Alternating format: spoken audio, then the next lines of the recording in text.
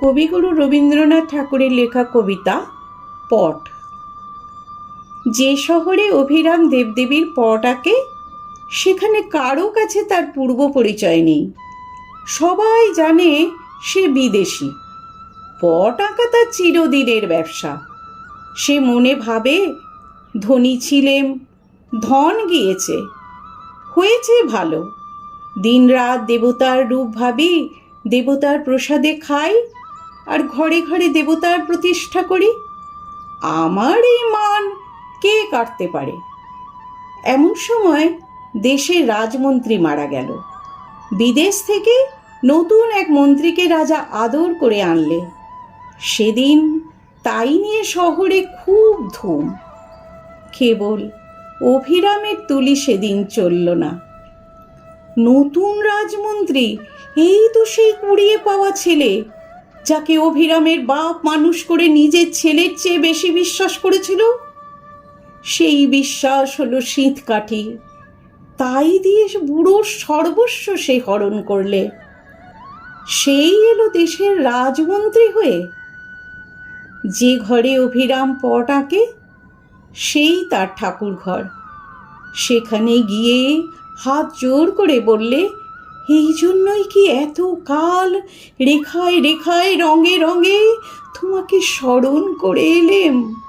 এত দিনে বর দিলে কি এই অপমান? এমন সময় রথের মেলা বসল। সেদিন নানা দেশের নানা লোক তার পট কিনতে এলো।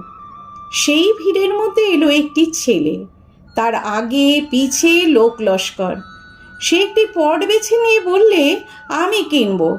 অভিরাম তার নফরকে জিজ্ঞাসা করলে, ছেলেটি কে? সে বললে, আমাদের রাজমন্ত্রীর একমাত্র ছেলে। অভিরাম তার পটের উপর কাপড় চাপা দিয়ে বললে, বেচব না। শুনে ছেলের আবদার আরও বেড়ে উঠল। বাড়িতে এসে সে খায় না, মুখ ভার করে থাকে।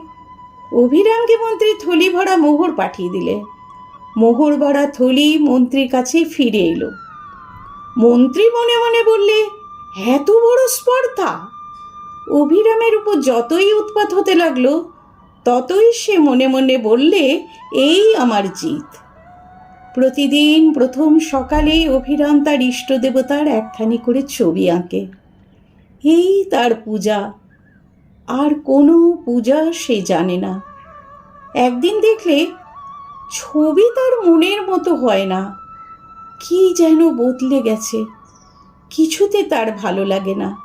তাকে যেন মনে মনে মারে। দিনে দিনে সেই সূক্ষ্ম বদল স্থূল হয়ে উঠতে লাগলো। একদিন হঠাৎ চমকে উঠে বললে, বুঝতে পেরেছি। আজ সে স্পষ্ট দেখলে দিনে দিনে তার দেবতার মুখ মন্ত্রীর মুখের মতো হয়ে উঠছে। তুলি মাটিতে ফেলে দিয়ে বললে, মন্ত্রীরই জিত হলো। সেই দিনই পট নিয়ে গিয়ে মন্ত্রীকে অভিরাম বললে, এই নাও সেই পট, তোমার ছেলেকে দিও। মন্ত্রী বললে, কত দাম? অভিরাম বললে, আমার দেবতার ধ্যান তুমি কেড়ে নিয়েছিলে। এই পট দিয়ে সেই ধ্যান ফিরে নেব।